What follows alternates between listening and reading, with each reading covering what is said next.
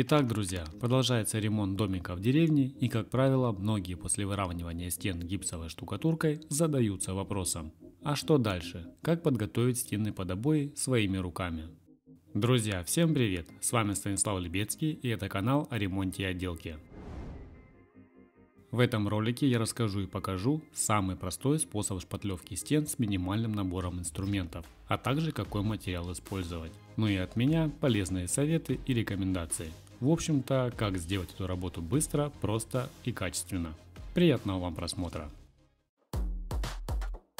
Итак, после выравнивания стен по маякам гипсовой штукатуркой, многие, кто подписан на канал, знают, что я доделал отопление, точнее раскатал теплый пол, сделал стяжку пола, подготовил часть стен под облицовку плиткой, установил подрозетники, заделал штробы после демонтажа маяков, но это все к тому, что после оштукатуривания стен прошло очень много времени. И самое главное, перед шпатлевкой стен нужно убедиться, что стены сухие на всю толщину штукатурного слоя. А у меня, как вы помните, местами слой был не на шутку. Но убедиться можно несколькими способами. Просверлить отверстия в разных местах и посмотреть, ну или же проверить при помощи пленки. Так я делал ранее, когда проверял стяжку перед укладкой ламината на другом объекте. А у меня же все гораздо проще. Носились корректировки, и я частично демонтировал штукатурку, как раз именно там, где был толстый слой.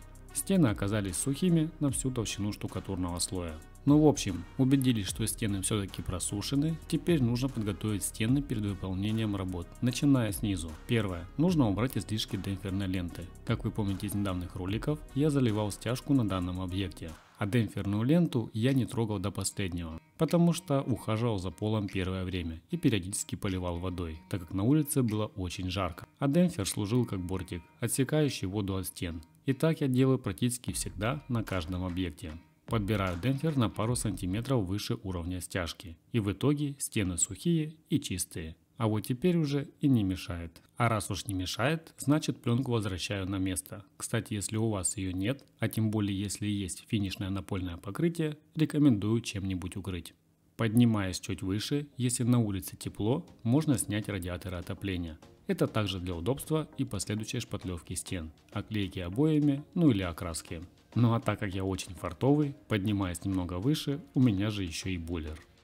Ну а в самую последнюю очередь, кстати, этот пункт не шутка, особенно если провода под напругой, нужно свернуть и упаковать провода в подрозетники. Мало того, что они будут мешать, да еще нечаянно можно резануть лезвием шпателя. Ну а последствия могут быть разными. В общем, запаковываю провода максимально глубоко, насколько это возможно. Выполнив эти пункты в самом начале за какие-то полчаса, вы экономите очень много времени потом в процессе шпатлевки стен. А самое важное, сбережете свои нервы. Следующий этап подготовки перед грунтовкой стен. Для чего дешевый шпатель?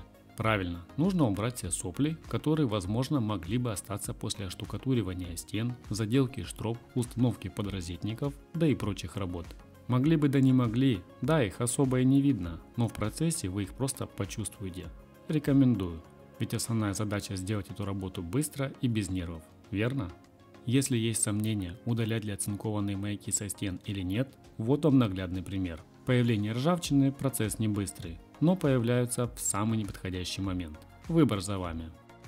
А вот если есть желание, можно еще и пропылесосить. В моем случае это я делал неспроста, так как были пыльные работы в помещении за весь этот длительный период.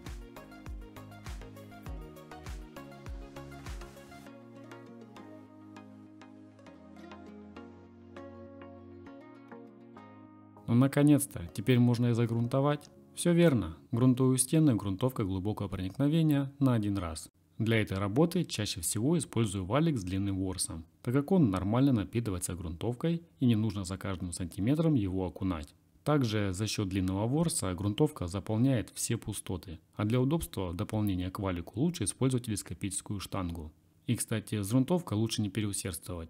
Мало того, практически всегда хватает одного раза, но и желательно без подтеков, чтобы не образовалась пленка, из-за которой шпатлевка может отслаиваться. Ну и тогда уже по сути получается некачественно выполненная работа. А так как сейчас я буду производить только этот вид работ, шпатлевку стен во всех комнатах сразу, то сразу же все и грунтую. Несмотря даже на позднее время за окном, так как после грунтовки нужно дать нормально времени просохнуть.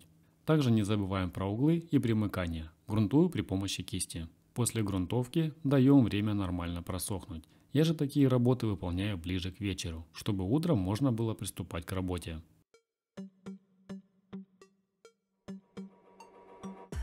Готово, грунтовка высохла. Теперь у многих вопрос, откуда и вообще как начинать. Но давайте по порядку. Как по мне, удобнее сначала сделать параллельные стены. То есть первая справа в один слой и вторая слева в один слой и в одном направлении. После высыхания в той же последовательности второй слой, но уже в другом направлении, так как чаще всего шпатлевка осуществляется крест-накрест. И да, так удобнее формировать внутренние углы. А уже после этих стен занимаюсь перпендикулярными стенами относительно этих двух. Опять же, все зависит от объема. Каждому объекту свой подход. Эх, хорошо, когда большой объем и меньше всяких углов. А вот что касаемо каждой стены, с какого угла начать? Тут все очень просто. Если работаете правой рукой, то начинать нужно с левого угла. По правилу с сухого на мокрое. Если левой рукой, то с правого угла. Я же все-таки левша, поэтому чаще всего начинаю с правого угла. Хотя, когда большой объем, правой тоже неплохо справляюсь. Меняю руки, потому что кисти пальцы на самом деле все-таки устают. Что касаемо шпателей, конечно, чем длиннее, тем лучше. Но не всегда, смотря насколько ровные стены. Я же в основном работаю 30-сантиметровым шпателем. Но сегодня для разнообразия поработаю двумя. Есть наличие и 45-сантиметровый. Как держать шпатель? Есть два способа. Встречал такой способ, как просто рукой. То есть обжимая всеми пальцами всю рукоятку. Но это не особо удобный вариант. Как по мне, удобнее держать с перекладкой двух пальцев для опоры. А вообще, когда двумя, когда тремя пальцами, как получится. Просто нужно пробовать в разных вариантах. И тогда придет понимание, как вам удобнее. Перед вами дешевый шпатель. Тоже годится, но не для шпатлевки стен. По нескольким причинам. Рабочая зона и лезвие у таких шпателей очень тонкая и мягкая. Естественно, легко гнется. Таким шпателем получается легко и красиво, но не ровно. А если взять шпатель чуть дороже, то он уже не так гнется и больше шансов сделать красиво и ровно. На дешевых шпателях можно встретить не такую линзу, поэтому о какой ровной плоскости может идти речь. К чему я это? Тут возникает вопрос, а какой стороной наносить и разравнивать шпатлевку? Но этот шпатель имеет очень маленькую линзу, но все же, та что выпуклая, это рабочая. Если перепутать стороны, то шпатель за собой будет оставлять риски по краям. Для большей наглядности слева рабочая сторона. А для накладывания шпатлевки на большой шпатель я использую чуть поменьше, 8-сантиметровый. Можно и побольше, но точно не меньше. Ну и не лишним будет светодиодная лампа. Так проще и виднее, где пропустили или переборщили со слоем. Это все, что касается подобоя. Под покраску я использую уже проявочный свет, но об этом способе расскажу в следующих роликах, для чего и почему. Если нет светодиодной лампы, можно использовать прожектор, но держать его нужно подальше от стены, так как он сильно греется и нагревает стену. Не, ну всеми любимая и известная лампа Лосева прикольная, но то, что не видно при использовании простой лампы, с ней же видно каждую раковину или бугорок. Что касаемо выбора шпатлевки, в моей же практике я использую под обои чаще всего сухие гипсовые смеси. Опять же, для каждого объекта и для каждого вида отделки они разные. А под покраску полимерную финишную шпатлевку. Потому что полимерную подобой чаще всего приходится грунтовать не просто грунтовкой, а использовать грунт-краску, для чего и почему, думаю, многие уже знают. Хорошо было бы, если бы это была реклама шпатлевки, но нет, просто это долгий личный опыт использования этой шпатлевки. Крепкая, надежная, отлично подходит для финишного выравнивания стен. Но как же все-таки немного увеличить жизнеспособность гипсовой шпатлевки? Первое. Дата производства. Чем свежее, тем лучше. Обязательно должна быть чистая емкость для замешивания, даже после каждого замеса. Если замешивать в такой чистой емкости, то результат будет понятен в первые минуты. В общем, как я замешивал ранее. Наливаю чистую воду в небольшое ведерко комнатной температуры, ни в коем случае не используйте горячую воду. И понемногу засыпаю сухую смесь, до такого момента, пока на поверхности не останется воды. Получается небольшой островок. Далее немного ожидаю, потом вручную перемешиваю. Но можно и венчиком, на очень малых оборотах. Производитель шпатлевки этого не запрещает. По сути, смесь готова к работе. Это напоминаю, как я делал в далеком прошлом. Как же я делаю сейчас и в чем преимущество перед первым способом? В общем, теперь я беру не одно ведерко, а как минимум два и повторяю процесс. Засыпаю понемногу сухую смесь. В чем же секрет? Как-то давно и чисто случайно, после того как я засыпал сухую смесь и меня отвлекли более чем на 5-7 минут, думал все, смесь на выброс и все по новой. Но нет, на удивление я перемешал и приступил к работе. Но жизнеспособность смеси гораздо увеличилась по времени. Я решил повторить, специально подождать чуть дольше, для большего увлажнения сухой смеси. И снова чудо. Исходя из этого случайного эксперимента, теперь же, чтобы не терять много времени на паузу перед замешиванием и дольше работать смесью, я подготавливаю первое ведерко, делаю паузу, как обычно, простыми словами ждем пока набухает. Это все только в начале. Затем убираю в сторону первое и засыпаю во второе. Оставляю, беру теперь и перемешиваю первое и второе в ожидании, пока я выработаю первое. Затем мою ведерко, засыпаю смесь и перемешиваю второе. Получается по очереди, как конвейер, друг за другом и без лишних остановок. По итогу скорость выполнения работ гораздо выше, жизнеспособность смеси дольше, остатка в ведре 0. Если уже попробовали, то дайте обратную связь в комментариях, получилось у вас или нет. Друзья, если вы в поиске хороших инструментов, а именно инструмент для выполнения сложных задач, таких как сверление отверстий больших диаметров в бетоне, железобетоне, кирпиче, то я могу вам порекомендовать алмазную установку KEOS KS350G-SET. Такой инструмент нужен всегда под рукой, особенно при прокладке инженерных коммуникаций. В комплект входит мощный двигатель 3200 Вт с механической и электронной защитой. Помимо трехскоростного редуктора есть электронная регулировка оборотов, так как для разных диаметров коронок требуются свои обороты. Максимальный диаметр сверления до 350 мм. Ну и куда же без дисплея, где отображаются все необходимые данные, даже часы наработки для своевременного обслуживания. А над дисплеем есть индикатор нагрузки. Для надежной фиксации к основанию есть штатив, не простой, а с возможностью изменения угла наклона. Также есть набор для крепления к основанию при помощи вакуума. Ну и есть разные ключи для сборки, установки и регулировки. Этой алмазной установкой я уже немного поработал. В целом доволен результатом. А более детально можно ознакомиться по ссылке в описании под этим роликом. Ну а теперь приступаю к самому интересному – шпатлевка стен. Не забываем, я работаю левой рукой, поэтому начинаю с правого нижнего угла, по принципу сухого на мокрое. Первый слой делаю в горизонтальном направлении, второй в вертикальном. Почему так, объясню и покажу позже. Самое сложное – это начать и закончить. Середина шпатлюется гораздо проще и быстрее. Сначала, как вы заметили, я оттягиваю низ, затем оттягиваю от угла. Короче, туда-сюда. Задаю небольшой слой. Кстати, периодически обращайте внимание на обратную сторону шпателя, чтобы там не было сухарей, так как они в процессе работы отваливаются и попадают в шпатлевку. И потом получаются задиры. Что касаемо слоя шпатлевки, слой минимальный, практически на сдир. Потому что стены ровные и нужно просто убрать мелкие дефекты, волны, раковины и следы после заделки маяков. В процессе нанесения и разравнивания шпатлевка выпадает в подрозетники. Я же не бросаю все и не стремлюсь их сразу очистить. Пускай так и остается. По завершению, когда шпатлевка немного застынет, будет проще убрать в твердом состоянии, так как в жидком получится только все размазать. Да, кстати, забыл сказать, что перед началом шпатлевки нужно выкрутить все саморезы в подрозетниках, так как их чистить тоже то еще удовольствие. Смотрите, получилось хорошо. Да, именно хорошо, но не идеально. Все равно есть мелкие дефекты и риски. Правильно, на первом слое нужно убрать большие неровности, а вторым уже практически загладить и довести до идеала.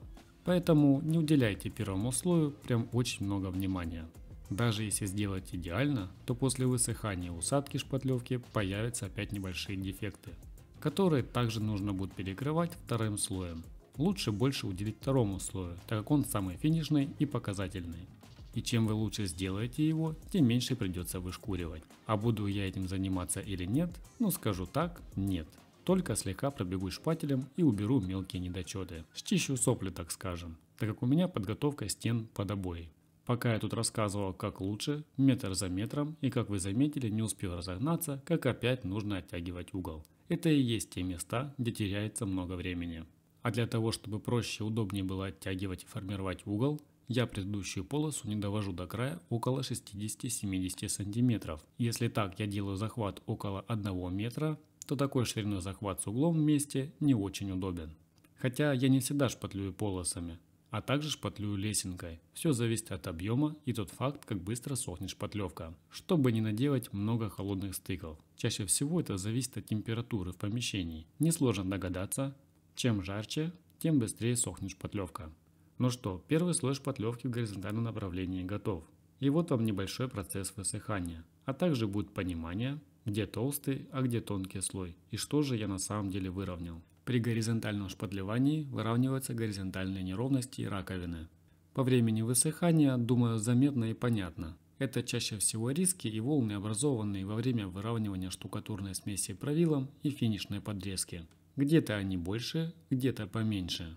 На то и нужна шпатлевка стен. Но и при этом всем немного выравниваются вертикальные полосы. Благодаря тому, что я веду шпатель не четко, скажем так, не перпендикулярно горизонту, а держу под небольшим углом, чтобы не наделать еще больше волн. Как говорят многие, чтобы не получилась стиральная доска. В целом получилось неплохо. Где-то гладкая стена, потому что изначально было меньше дефектов. А вот там, где были раковины поглубже, как я и говорил, шпатлевка даст небольшую усадку. И идеально все равно не получится. Идеально можно теперь сделать вторым слоем, а иногда требуется и 3 слоя, но тут недостаточно всего 2 слоев. Если так разобраться, то сюда уже можно клеить плотные обои, и здесь ничего не будет видно. Даже маленькие эти раковинки будут практически, это даже не то, что практически их будет незаметно. А пока сохнет шпатлевка на первой стене, занимаюсь второй напротив. И тут я продемонстрирую, как я работаю шпателем длиной 45 см и сделаю небольшие выводы. На самом деле особой разницы я не ощущаю, но возможно получается чуть быстрее. Но и за этим есть обратная сторона медали. Руки быстро устают, но и нужно учитывать тот факт, какая шпатлевка и какой густоты. Поэтому с Фогином мне удобнее работать 30-сантиметровым шпателем. А вы делаете выводы из сказанного и пробуйте, подбирайте шпатель под себя. Если вы помните из предыдущих роликов, когда я паял отопление и водопровод, то в этих местах поднимаются трубы из пола и переходят в другую комнату, а именно санузел. Поэтому фиксирую на камеру, чтобы в дальнейшем, когда буду крепить напольный плинтус, случайно не найти эти трубы перфоратором. Метки закрываются слоем шпатлевки, а это скрытые трубы. А когда есть размеры от одного из углов, особенно фото или видео, замеры никуда не исчезнут. Если кто-то захочет что-нибудь прикрутить в этом месте, не найдете трубы саморезами, как это иногда случается.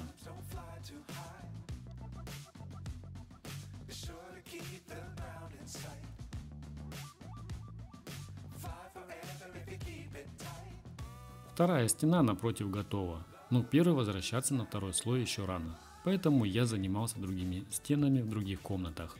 В общем, как я и говорил, для чего я стараюсь загрунтовать сразу же все стены, чтобы не было простоев и не тянуть время впустую. А уже после высыхания возвращаюсь обратно и шпатлюю вторым слоем, но уже в вертикальном направлении. Но не спешите, так на ощупь стена гладкая, но если посветить лампой сбоку, то есть небольшие следы от углов шпателя. Это риски, задиры, и перед вторым слоем нужно немного их подрезать шпателем, чтобы не грунтовать повторно. Все зависит опять же сколько этих задиров. У меня же пыли практически нет. А вот если чистить наждачкой, то скорее грунтовать придется. Или собирать пыль слегка увлажненной тряпкой. В общем, нужно смотреть по факту, сколько было проблемных мест. Убрав все сопли, теперь точно ничего мешать и останавливать лишний раз не будет. Теперь можно приступать ко второму слою. Начинаю также с правого нижнего угла. Немного оттягиваю низ, угол. Наплывы в углу, которые образуются на перпендикулярной стене, я не трогаю, почищу потом, когда шпатлевка застынет. В общем, все покажу. А вот теперь второй слой я стараюсь сделать лучше, чем первый, с тем расчетом, чтобы потом вообще не шкурить стены, а также потом пройти шпателем и убрать все сопли и неровности. По итогу, такого качества подготовки под обои более чем достаточно, но есть один маленький нюанс. Какие обои и будет ли, допустим, парящий потолок и постоянный боковой свет, то тут нужно быть повнимательнее и уделить особое внимание стене на начало светового потока. Чаще всего это от самого верха и ориентировочно до середины как минимум, чтобы потом после обоев и монтажа парящих потолков после включения подсветки не выползли сюрпризы. Но самым главным качеством подготовки стен не является шпатлевка, А начинать и обговаривать нужно изначально. Чаще всего тогда нужно хорошо выровнять и подрезать штукатурку, а уже потом финишировать шпатлевкой. У меня же бокового света нигде не будет, только точные светильники. Но и я не говорю еще за панорамные окна и поток уличного света. Тоже есть свои нюансики. С сухого на мокрое это понятное дело, но не нужно делать большой заход на предыдущую полосу. А я стыкую так, делаю нахлест около 5-10 см, чтобы не было больших переходов и холодных стыков. Потому что если потом пришлось шкурить стены, то это тоже то еще удовольствие. Шпатлевка в таких местах становится каменная и невозможно выровнять, потому что шпатлевка счищается вдоль стыка, но не по самому стыку, как бы этого не хотелось. Так, не буду тратить ваше драгоценное время, включаю ускоритель на максималку. Если слишком быстро, дайте знать. В следующий раз сделаю помедленнее или наоборот побыстрее.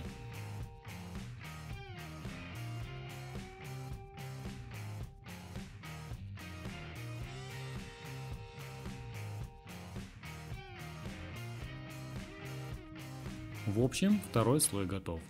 Возвращаюсь в начало, так как шпатлевка уже застыла, но не до конца, и подрезаю, или можно сказать формирую внутренний угол. Просто подчищаю наплывы шпателем. Угол уже получается ровненький, как струна, даже без углоформирующей ленты.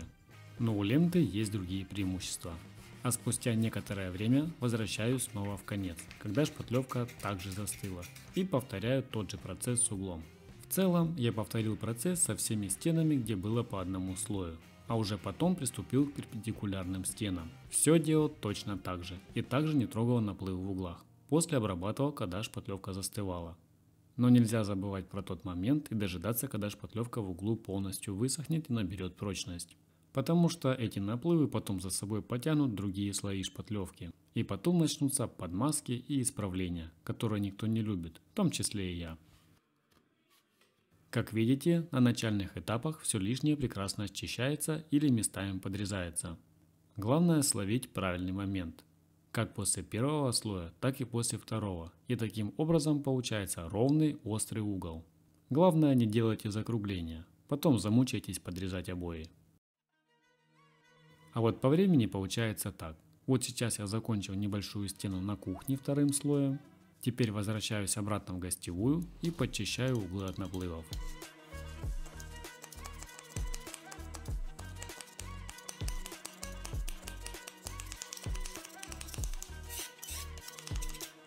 Для сравнения, то был маленький наплыв, а это прям побольше. И тот и этот наплыв отлично отходит от стены и не тянет за собой предыдущие слои шпатлевки. Так что главное не размазать в процессе шпатлевки и не вмазывать ее еще сильнее.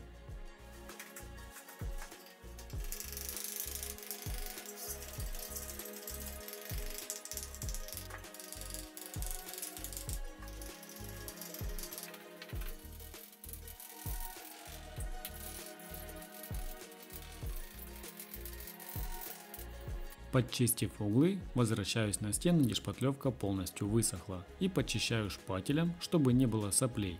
Опять же, все зависит от того, насколько хорошо получилось сделать второй слой. Если небольшие наплывы и следы от углов шпателя, то достаточно подрезать шпателем, если речь идет о подготовке под обои. А если все-таки получились большие наплывы, переходы, кляксы, то шлифмашинка лучше всего, а лучше жираф, чтобы было меньше пыли. В общем, у кого что есть, вам и в помощь. Я уже как-то показывал, как я справлялся дешевой вибрационной машинкой с проблемными стенами, но пыли было много. Скоро покажу способ подороже. Правильно, это жираф с пылесосом.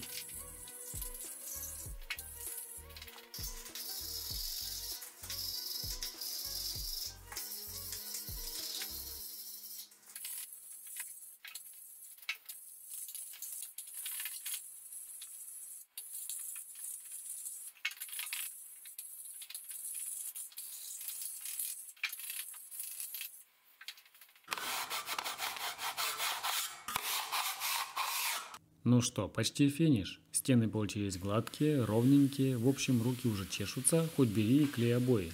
Но, к сожалению, до обоев еще далеко. Потому что нужно сделать еще потолок, плинтуса, напольная плитка, откосы до ума довести. Самое сложное это еще выбрать обои и так далее. Ну и естественно получились ровные углы. На самом деле они ровные, а на камеру передается совсем другой эффект, как будто косые. Скорее это из-за оттенка шпатлевки. Забегая вперед, если хорошо отработать углы, то в дальнейшем потратите меньше времени и нервов на обоях. Но об этом поговорим в следующих роликах. Почему важно укрывать пол? Смотрите, в каком состоянии пленка. А представьте, если бы ее не было, то чистка стяжки была бы как бесплатный бонус. И это всего лишь по итогу, что я почистил только стены. А финиширую я этот ролик еще чисткой подрозетников. А уборку сделаю, когда закреплю направляющую для потолка. Также все это будет в следующих роликах. Теперь поставлю точку по данному этапу работ. Уберу сопли в подрозетниках. Можно было на самом деле и вставки пенопластовые сделать, но все равно часть шпатлевки попадает вовнутрь, и чистить все равно придется. Поэтому мне проще и быстрее так, при помощи маленького молотка. Легким постукиванием по краю шпатлевка легко откалывается по самому краю. И формирую края. Делаю небольшую фаску ножом. Именно небольшую, чтобы потом без проблем установить выключатель или розетку. И все это дело перекрылось накладкой. Работаю с самым кончиком лезвия, чтобы не зацепить провод. Получается все аккуратно и без лишних движений. А если бы я пытался сразу убрать, то я с большей вероятностью ее поразмазал. И потом пришлось бы еще и ёршиком вымывать. Так что лишняя трата времени. Ну вот, собственно, ролик подошел к концу. Какие можно сделать выводы? Если придерживаться всех этих ранее сказанных правил, то получается все быстро, аккуратно и ровно. У меня же все получилось, так что надеюсь и у вас все получится. Если ролик действительно был полезный, то рекомендую обязательно подписаться на канал, поставить лайк и обязательно делитесь этим роликом с друзьями. Если не увидели шпатлевку стен и оконные откосы, не переживайте, все будет, причем в разных вариантах. Всем хорошего настроения и скоро увидимся!